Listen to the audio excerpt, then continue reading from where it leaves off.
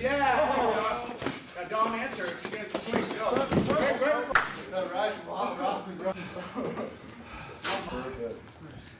There's a lot of lack of sport specific or disciplined styles. So you got guys that are out there like, guys that are out there mobbing people and winning fights in these smaller shows that would then get tore up on the mat by anybody with any longer experience.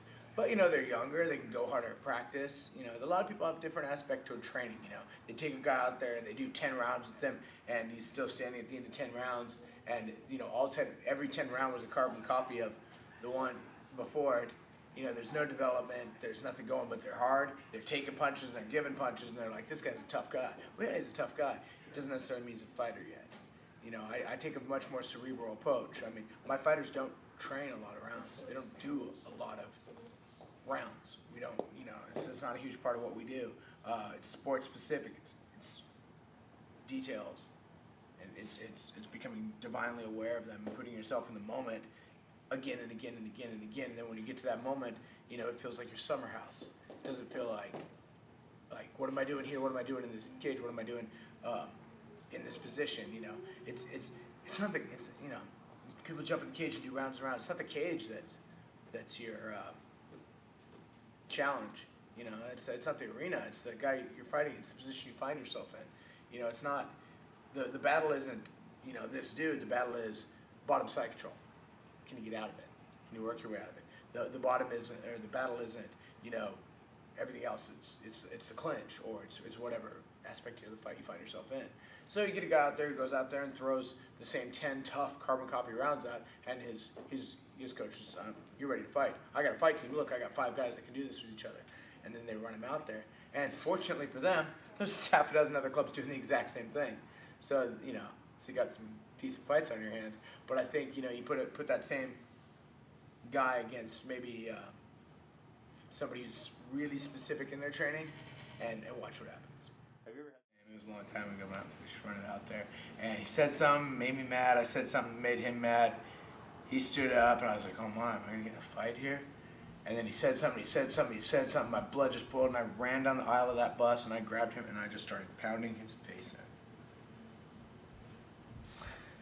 And then I was like, wow, I can fight. And then I was a jerk for about 10 years. And then I got into martial arts. And first read the Tao Jeet Kune Do when I was in high school, probably. I first read Wally J's Small Circle Jiu-Jitsu shortly after high school. I saw the second UFC on pay-per-view at my buddy Joel Frame's house way back in the day. We all watched it, and we're like, I just remember I'm sitting in this room of about 6 guys, and they're like, this is the most hardcore thing I've ever seen. And I'm like, I kind of think this is what I'm meant to do. I was like, this is awesome.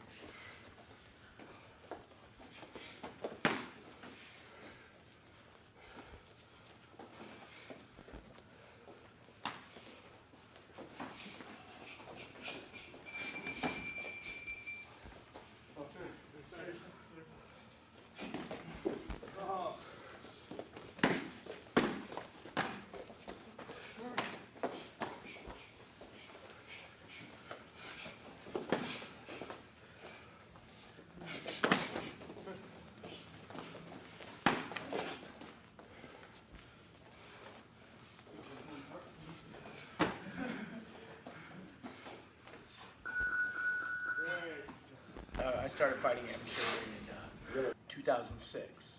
I had already done Taekwondo tournaments for a long time and done a lot of, I was a black belt by then in Taekwondo, and I did a lot of kickboxing and that kind of stuff that time. And by the time I went amateur, I'd already spent, I'd done a tour at Team Quest for, you know what, year and a half, way back in the day when Robert was running it, Randy was there. Every Sunday it was not uncommon to see Randy, Evan, Matt, every now and again Dan, or Cal Uno there on a visit when he was visiting, Rico Rodriguez, just Henderson, like everybody. Back in the day, Sundays at Team Quest were nuts. The obscurity of it wasn't so much so that like, oh, I hope I get to roll with them. Oh, I hope to roll with them. It was more like, oh, I hope I don't have to roll with them. Oh, I hope I don't have to roll with them. Because, you know, they were on the mat. Matt didn't take breaks. Randy didn't take breaks. Evan didn't take breaks.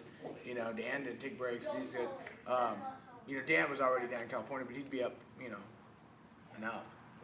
You know, see him. So yeah, I was one with those guys, and that's when I met Evan. That's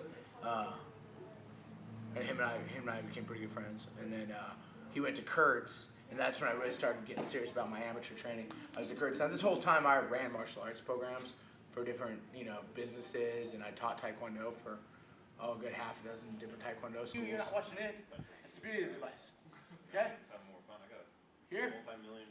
Pushes back, it drives back, and there's our space. All right? Underhook. Partner does what? Top man does what? Is this what you do in these days? Repummels! That's the answer I was looking for, right? Repummel. Boom. Take it back. What should you do every time somebody unhooks you? Whoop. My underhook. They're like, yeah, it's mine. No. Pull it in tight. Mine. All right? So, you do that. You get the underhook. Your partner, top man, repummels. You stiff arm stand. Go. Instructor got injured real bad. He took a big kick to the eye, jacked his whole face up because he was having migraines, and he just came by one night and after practice and was like, you know, I need you to pretty much take over. I'm going to be. He was gone for a couple days, and he was like, I'm going to be out for a while. And then he never actually came back. He ended up selling the school after about 6 weeks, and then hit Matt and back under your feet. Stiff arm and stand. Yep, now, wait, repummel, Nate. Good, now move to your hands. Damien, hands, both hands. There you are. Excellent. Switch, other man down.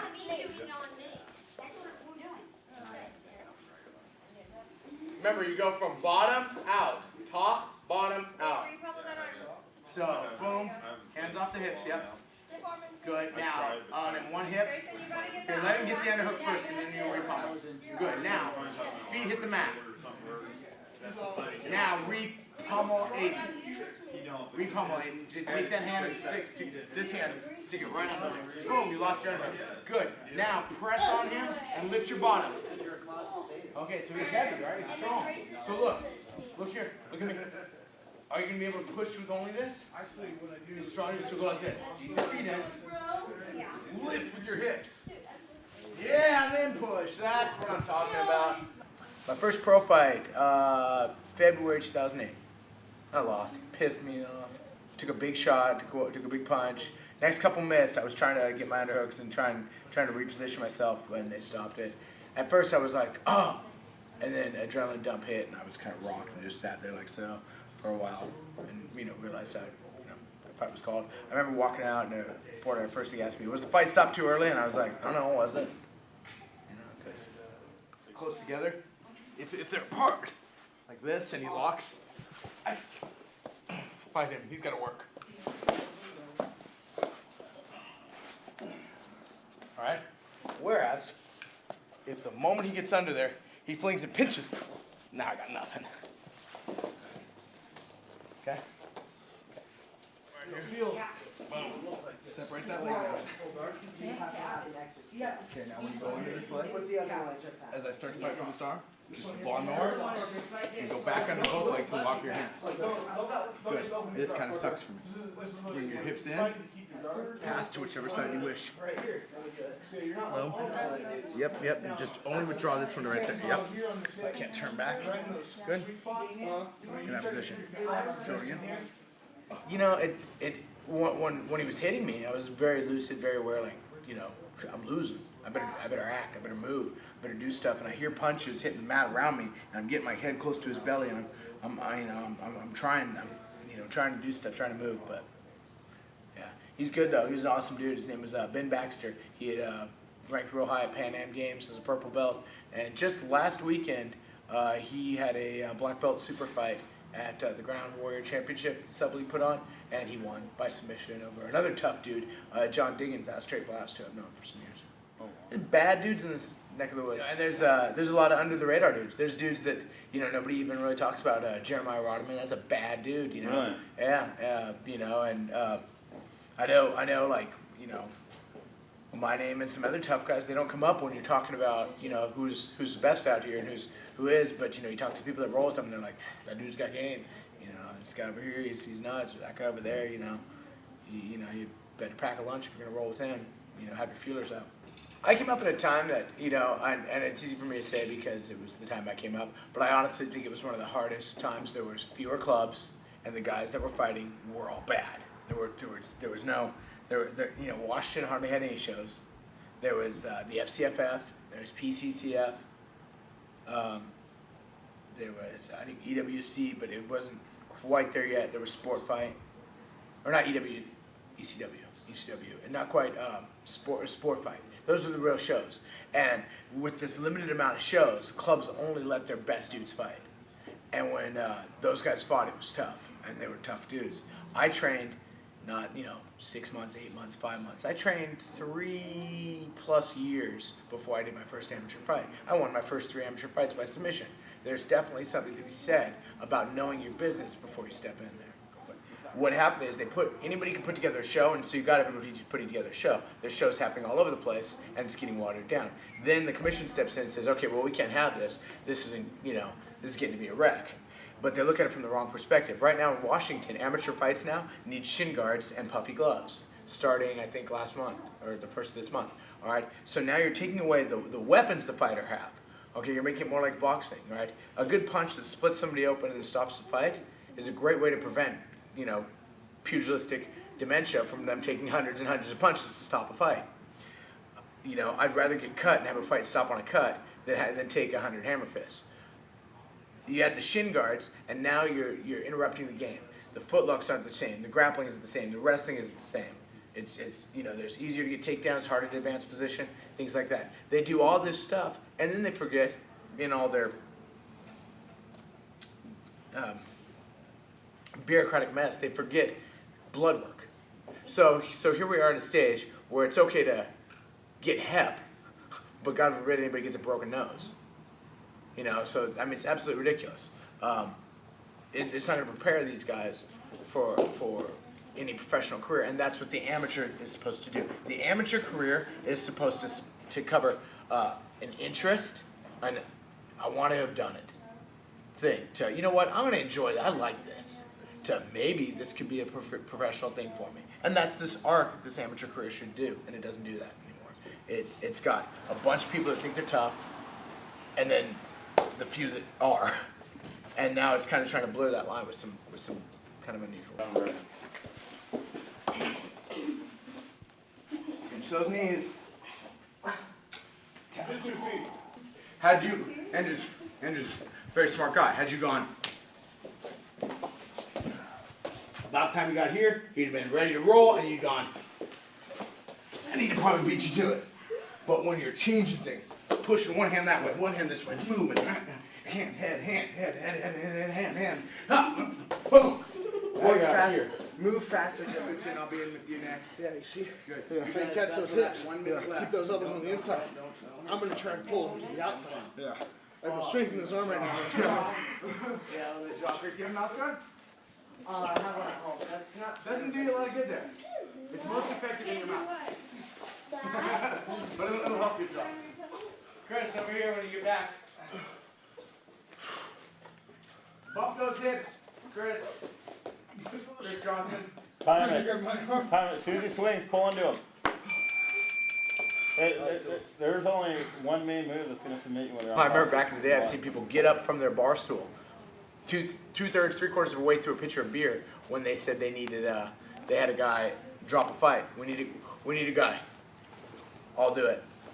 I've seen him pull people out of crowds. The regulations should be there. I'm pro regulating the sport. What I'm not pro is regulating the sport in a manner